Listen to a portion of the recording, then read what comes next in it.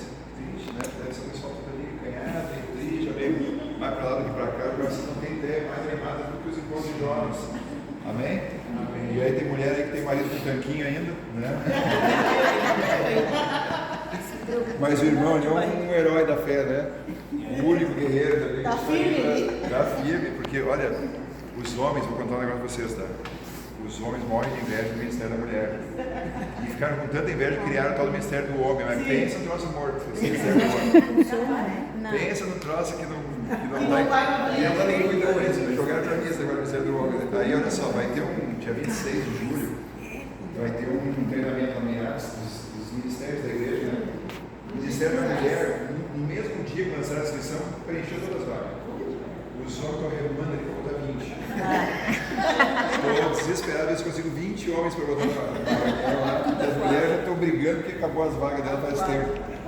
Então, que tristeza, né, mas nós estamos nessa situação, né? Deus criou ali para seu cabeça, nós estamos na cauda nesse tempo, né? Mas parabéns por vocês estarem aqui, porque além de escolher estar, tem questão de enfrentar o frio, mas é bom, né? Sair de casa hoje, sozinho, tá legal, né? Então tá melhor que de manhã, que amanhã tá um dia mais cinzento. Vocês, se quiserem estar aqui, a gente vai conversar um pouquinho sobre um texto que eu quero compartilhar com vocês, eu gosto muito. Eu imagino que todos aqui têm pelo menos um verso da Bíblia que é o verso assim, marcante para você. Normalmente é um verso que significou muito em algum momento da vida da gente, ou em alguns momentos, ou aquele verso que, quando surge uma situação assim, a gente recorre a ele, buscando ali as promessas de Deus. E esse verso que eu vou compartilhar com vocês, ele está entre os meus favoritos. Eu tenho pelo menos dois que são os mais, os que eu considero mais. Tem alguns outros também, mas esse aqui, ele tem todo um significado para mim muito importante e certamente vocês o conhecem. Eu não sei quantos estão com a Bíblia, se não tiver, não tem problema, que eu vou ler aqui da frente. Mas o verso, ele está na carta do apóstolo Paulo aos Romanos. Olha só, tem versos da Bíblia que quando a gente ouve ou lê, a gente fica assim, o que esse verso quer dizer? A gente fica assim pensando, o que o autor dele quis transmitir? Porque às vezes usa uns termos mais difíceis, às vezes tem a ver com profecia, tem símbolos, e a gente fica assim, o que Esse verso é só ler que a gente entende facilzinho, ok? Não é difícil entender o que vamos dizer assim, o que o autor quis transmitir. O difícil dele, sabe o que é? Praticar. Entender é fácil, se não ver, quando eu ler, vai ficar fácil. O difícil é praticar. Vamos regalar o olho, né? Vendo aqui que vai falar para nós hoje. Romanos 8, 28. Ao dar referência, a maioria aqui eu imagino que já vai lembrar o que diz lá. Romanos 8, 28. Vou deixar a nossa irmã Carmen. Tem outro nome, né? Erundina. Romanos 8, 28. Vou ler aqui, tá? Enquanto eles procuram, vou ler que aqui vai longe. A minha versão diz assim, tá? O apóstolo Paulo que escreve, Romanos 8, 28. Presta atenção, tá? Eu vou fazer uma pergunta, o que é o difícil aqui? Sabemos que todas as coisas cooperam para o bem daqueles que amam a Deus, daqueles que são chamados segundo o seu propósito.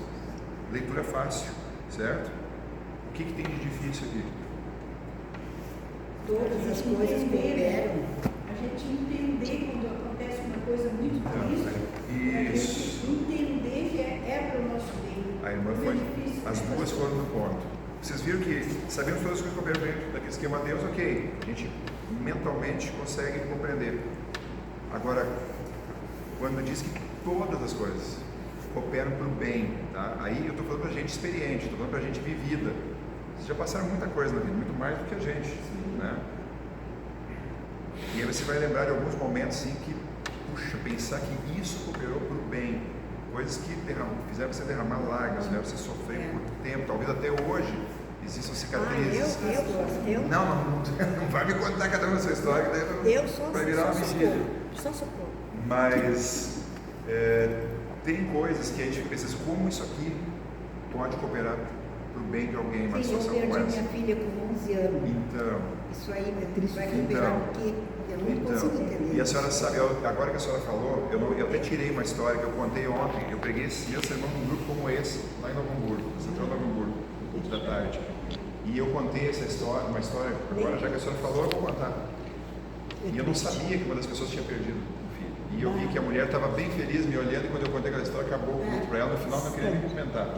Aí a minha mãe, que estava junto, me disse: tu falou aquilo, ela perdeu o filho. Recente, de certo. Não, já faz tempo, mas não adianta. Se ela não vai curar nunca, ok? Mas eu fui pregar numa igreja em Brasília, fui fazer uma semana de oração em Brasília. E aí lá eles têm, cada lugar tem suas características. O pastor que é de uma outra região, as coisas são, a igreja é a mesma, mas características diferentes, hábitos diferentes. E nessa igreja, no domingo à noite, na semana de oração eu comecei no sábado, no domingo à noite eu ia pregar. E eles fizeram uma coisa que a gente costuma fazer nas quartas aqui. Antes da mensagem, eles dividem a igreja em grupos para fazer pedidos e agradecimentos. Aí tá, eu era visitante, fiquei quieto, fiquei na minha, estava sentado na frente, sempre sento por aqui. Aí tinha uma turma perto de mim, uma igreja, devia ter umas 300 pessoas na noite. Aí dividiu em vários pequenos grupinhos, aí sentou uma turma ali, eu virei só para acompanhar aqui. E cada um começou a falar, chegou uma senhora, que estava sentada ali no grupo. E aí ela disse assim: eu quero fazer um pedido de vocês. Eu estou aqui pela primeira vez que ela pisava na igreja adventista, porque alguém disse que ia me fazer bem vir aqui. E eu ali pensando, eu sou pregador e ela a primeira vez estava na igreja. E disseram que ia fazer bem para ela, então eu tenho que fazer bem para ela. Aí ela começa a chorar e ela diz assim: eu perdi minha filha de 23 anos num acidente há 2 meses. Qual é que foi o meu desespero? O meu sermão era baseado nesse texto. O meu sermão era baseado nesse texto. E eu pensei: como é que uma pessoa que entra na igreja pela primeira vez na vida e alguém diz: vai lá que vai te fazer bem, como é que ela vai entender? Eu dizia assim: todas as coisas cooperam para o bem daqueles que amam a Deus. A pessoa perdeu uma filha de 23 anos 2 meses antes daquele momento ali. E eu não falei nada a ninguém, eu estava sentadinho ali, começou a me dar um revertério no estômago. E eu pensei: Deus, o que eu faço agora? Mudo o sermão, vou embora, fujo, começo a chorar com a mulher. O pastor sabe o que é isso? É tu perceber assim que a próxima parte do culto seria eu começar a pregar. E aí eu pensei, que já estava tudo, tinha projeção, já com o título do meu sermão, os hinos eram baseados na mensagem que eu ia fazer, a coletânea, já estava ali o tema, não tinha como mudar na hora o sermão pregar outra coisa. Eu podia botar o sermão da segunda para o domingo, mas eu ia bagunçar a semana toda. E eu orei: Senhor, tá nas tuas mãos, agora eu vou pregar o que eu tenho no meu coração. E fui. A mulher sentada mais ou menos aqui assim. A igreja era um pouco maior, foi um pouco mais longe, eu não tinha coragem. Eu pregando, eu olhava assim por cima dela, eu não tinha coragem de olhar para ela, porque eu não sabia como é que estava dentro dela, diante do que eu falava. Terminei o culto, saí reto aqui, nem olhei para o lado, para cumprimentar o pessoal na porta, para despedir no final do culto, né? E fui despedido, pensei: essa mulher vai sair por outra porta, não vai nem querer passar aqui. Pois Deus é Deus. Quando eu vi a mulher vinha chegando, serena, não estava sorridente, mas estava com aparência tranquila assim, esticou a mão, me abraçou e disse assim: muito obrigado, me ajudou muito. Quase que eu caio ali. Alívio para mim. E eu pensei: como Deus pôde trabalhar na mente dela a ponto dela conseguir de alguma forma compreender que aquilo foi para o bem. Não sei, eu não pedi explicação, eu só me aliviei assim, que pelo menos ela não saiu abalada, ou afetada, ou questionando, ok? Porque, gente, todas as coisas cooperam para o bem daqueles que amam a Deus. Eu tenho uma história na Bíblia que para mim é a que mais se encaixa com esse verso aqui, ok? Vocês conhecem o personagem, conhecem a história, eu vou passar algumas partes. A história de José. A história de José. Tá? Então, vamos lá. José é um rapaz ali criado na família, o pai amava muito ele, mimou ele, ok? Ele foi um jovem mimado, mas Deus deixou claro para ele que tinha planos para a vida dele, ok? Quando ele tem os sonhos, lembra disso? Vocês estão lembrados da história? José tem os sonhos, ele conta para o pai, para os irmãos, eles ficam caçoando dele: quer dizer que a gente vai se dobrar para ti, que tu pensa que tu é e tal. Estou falando uma linguagem mais minha mesmo, tá? Então, assim, parece, quando a gente pensa: Deus tem planos, é que nem no nosso caso, né, pastor? A gente recebeu um chamado de Deus, ok? A gente é pastor porque a gente tem convicção que Deus chamou a gente. E aí, quando a gente pensa nisso, a tendência nossa, quando a gente, nossa, Deus confirmou que é para fazer isso, vai em tal lugar para fazer tal coisa, então está tudo certo. Só que isso não é garantia que tudo vai ser um mar de rosas. Porque como é que foi a vida do José? Horrível. Logo depois dos sonhos, os irmãos vendem ele, sabe ele lá para quem? Entrega ele para qualquer um, pega, bota ele numa carroça lá e vai levar para uma terra estranha, ok? Aí ele está indo, não sabe mais se ia ver família uma vez na vida, não sabe se iria viver ou morrer onde ele estava indo. Ele chega no Egito, ele vai servir o chefe da guarda, o Potifar. Mas olha que interessante, quando José é vendido, o Sr. White fala isso no livro Patriarcas e Profetas, ele toma uma decisão que foi a mais importante da vida dele. Ele decidiu que, independente do que acontecesse, ele ia ser fiel a Deus. Amém? E quando ele chega lá no Potifar, vamos pensar aqui, tá, gente, como ser humano normal que a gente é. Ele foi vendido injustamente. Os irmãos, né, largaram ele lá. Ele podia chegar lá e dizer assim: aqui eu não vou fazer nada.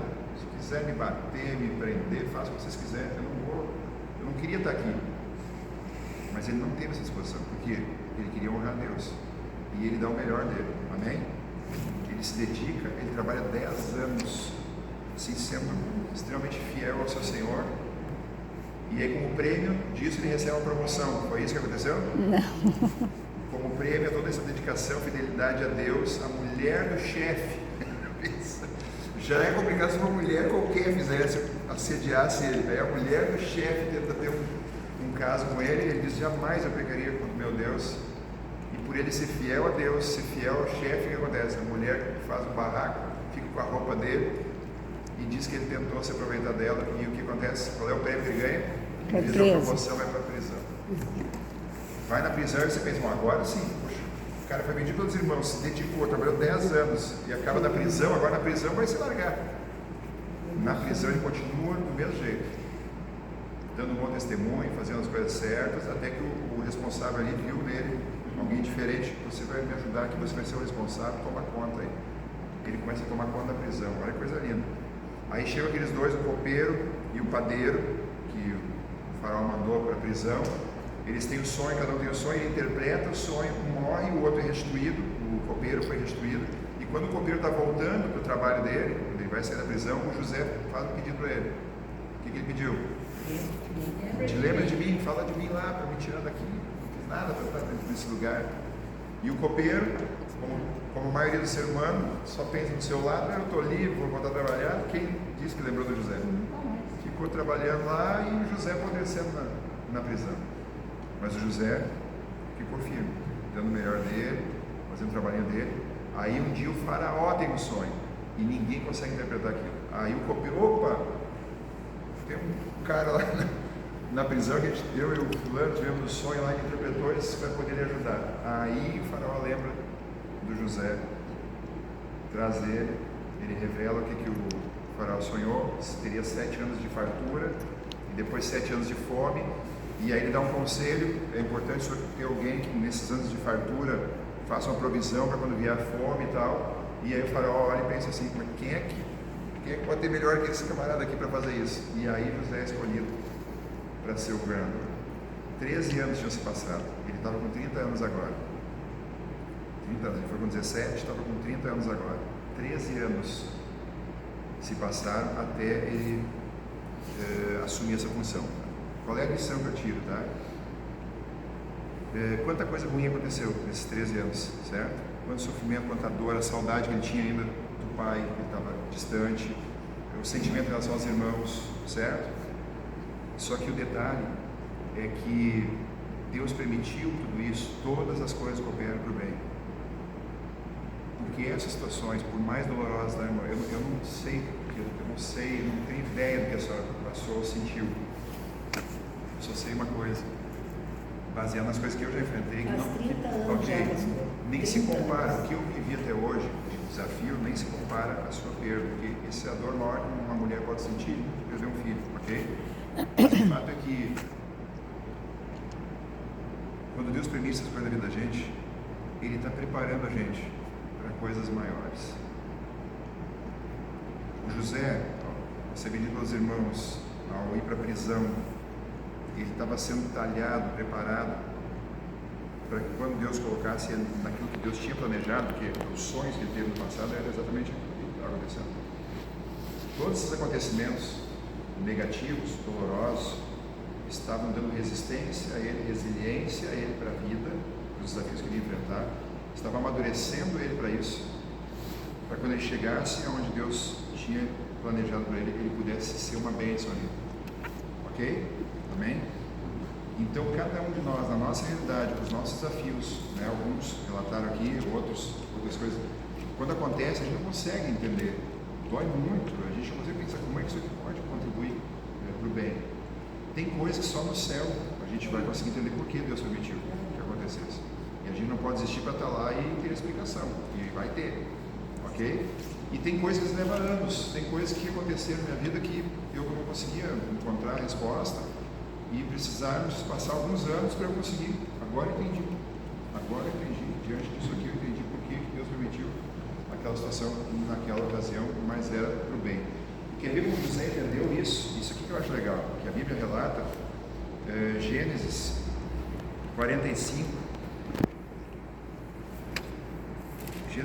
a partir do verso 4, olha só. Quando ele agora está com 39 anos, tá? Já tinha se passado 7 anos de fartura, já tinha se passado agora 2 anos dos 7 de fome, ou seja, 9 anos desde que ele era o governador do Egito. Os irmãos vão em busca de comida no Egito. E olha só, você conhece o processo, ele foi numa crescente na revelação dele para os irmãos. Olha o que ele diz, José, Gênesis 45, verso 4. E José disse aos seus irmãos: agora cheguem perto de mim. E eles chegaram. Então ele disse: eu sou José, o irmão de vocês, se revelou para eles, que vocês venderam para o Egito. Imagina o desespero dos irmãos. Agora, pois, não fiquem tristes, nem irritados contra vocês mesmos, por terem me vendido para cá, porque foi para a preservação da vida que Deus me enviou adiante de vocês. Amém, gente? Amém. Em outras palavras, ele está dizendo: todas as coisas cooperaram para o bem. Doeu muito, doeu, mas foi para que vocês pudessem viver, para que muita gente pudesse viver, que Deus permitiu toda essa situação. Então, quando a gente consegue ver dessa forma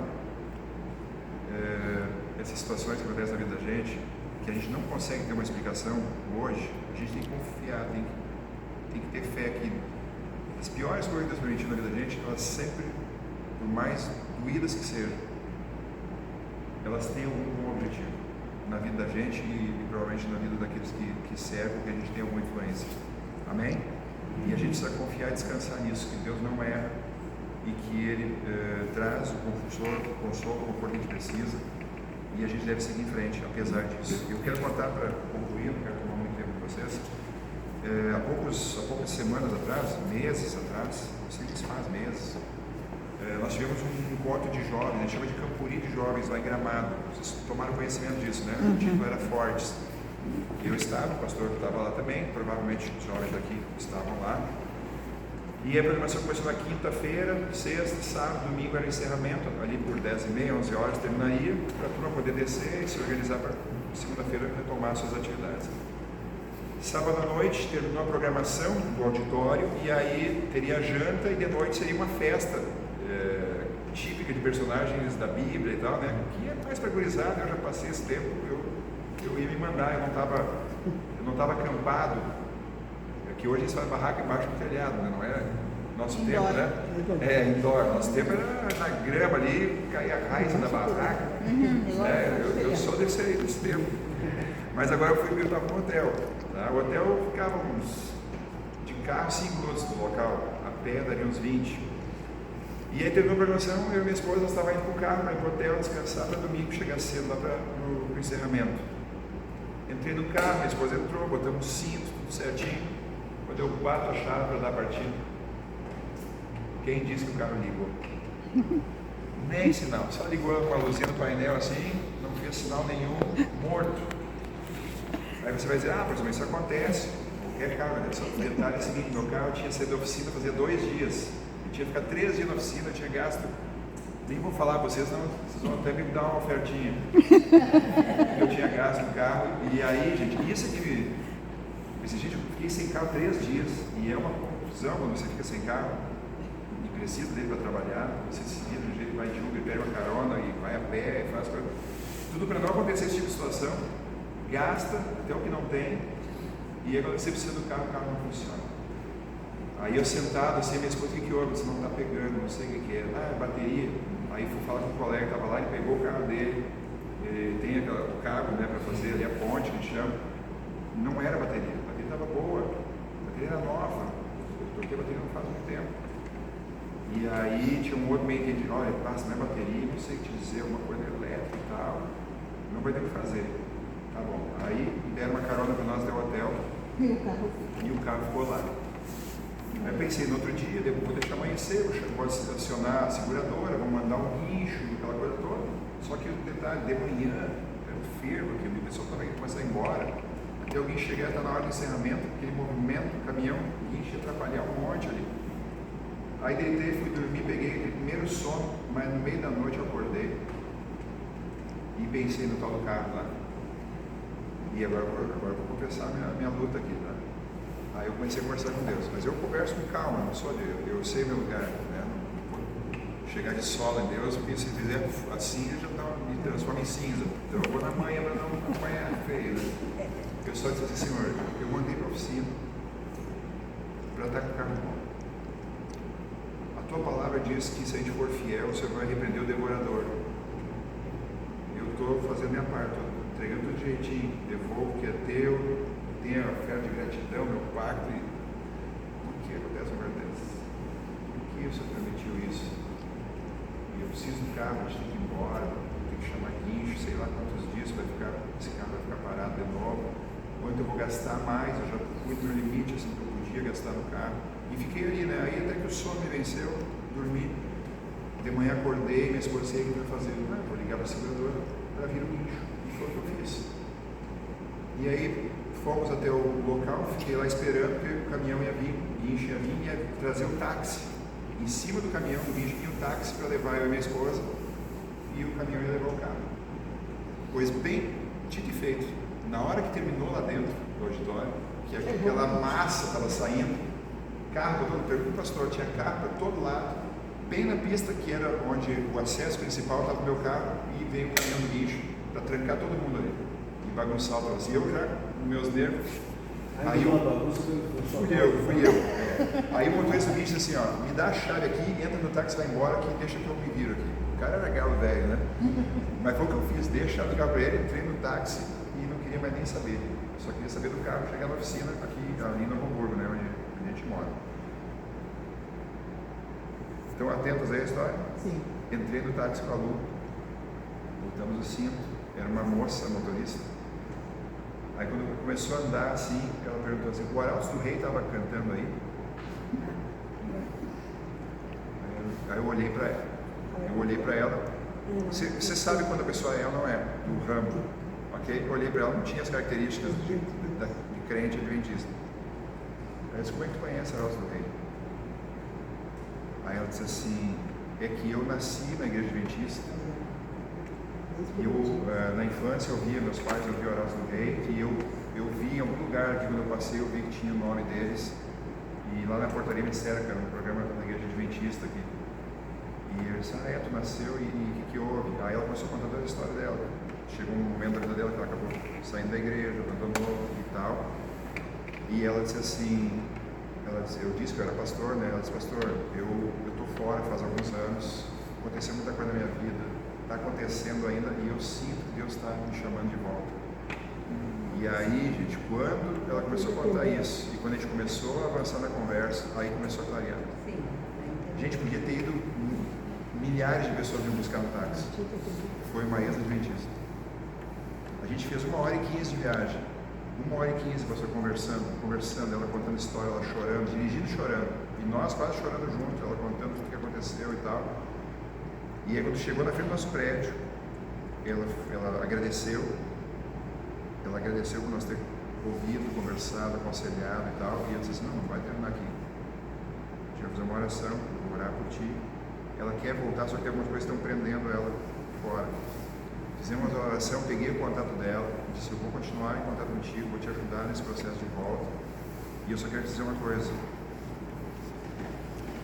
Esse carro está estragado por culpa tua. Porque clareou para mim, Deus permitiu tudo aquilo para poder mandar essa mulher lá e ela trazer a gente para a gente poder falar com ela de Deus e ajudar ela nesse retorno. Amém, gente?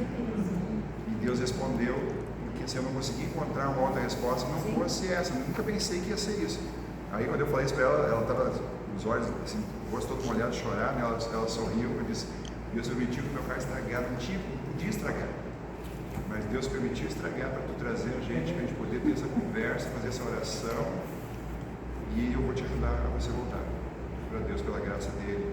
Aí fizemos a oração, a gente tem conversado, tem trocado ideias com ela. Ela está no processo de retorno. Amém? Amém. Então é assim. Às vezes Deus mostra rápido porque que aquilo foi ruim, mas por que cooperou, às vezes demora mais e algumas situações estão no céu para a gente entender, mas um dia a gente vai ter a resposta. Mas o que é o mais importante é a gente não deixar essas situações fazerem a gente desistir de Deus. Amém? E entender que por mais que seja dolorosa uma situação na vida, se a Bíblia diz que aquilo vai correr do bem, a gente não consegue enxergar, mas a gente vai confiar que Deus está à frente e que aquilo vai nos ajudar de alguma forma um dia a estar lá no céu. Amém? A mesma história que minha filha me passou. Olha aí. A mesma conversa com a pastora ali, a minha Não filha copiei que dela. Olha, os dois juntos não tem. É. Deus permitiu ir a água até o pátio Ah. dela de volta, que ela voltou para a casa dela e abriu a creche, ela 15 anos de creche. Sim. Foi terrível na enchente passada e Sim. agora de novo, quase entrou no portão da garagem. Deus permitiu tudo isso para eles comprar um condomínio. Agora tem a casa da creche e se mudou todos nós para o condomínio e ela vai descansar agora, vai ter a paz do Senhor. Permitiu essa chuva, mãe. Mesma história parada. Isso aí é um dom de Deus. Ela disse, não machucou ninguém, só machucou nossa transtorno. Ok. Né? De Mas mudança para lá e uma para cá. medida para resolver. Mas horrível, horrível, horrível. É bem assim, é com calma, ela me contou tudo, lá assim. Oração. Nossa, Nossa oração agora vai olha, encerrar. que brilhante. Uma oração, irmã. Sim, Oração. pode orar. Vamos orar então, como vocês estão? Ai, que Deus, horror, obrigado Jesus. por estarmos juntos aqui nessa tarde. Obrigado porque o Senhor tem cuidado de nós. Nessa vida aqui, por causa do pecado, a gente enfrenta situações difíceis. Estou aqui com pessoas que têm uma boa experiência de vida, quanta coisa já passaram, quanta coisa boa, mas também quanta coisa difícil. Mas a tua palavra diz que todas as coisas boas e as ruins cooperam para o nosso bem. Nos ajude a confiar sempre nisso. Nos ajude a nunca deixar que a dúvida entre no nosso coração e ela nos afaste de Ti. Porque sabemos que um dia o Senhor vai esclarecer todas as coisas. Assim como José enfrentou tantos momentos difíceis que era, imagino que para ele foi complicado crer que ainda o Senhor tinha um plano para ele. Mas o Senhor cumpriu o propósito, usou ele, porque ele não desistiu de Ti. Ele ficou firme na Tua palavra, nas Tuas promessas. Que assim seja a nossa vida também. Nós entregamos em Tuas mãos, permaneça conosco, nossas famílias, também as famílias das irmãs e do irmão aqui. Também que cada um possa ter o Teu cuidado e proteção. Pois nós pedimos tudo agradecidos em nome de Jesus. Amém. Amém. Amém. Valeu. Amém. É um prazer estar com vocês. Nós também. Nós também.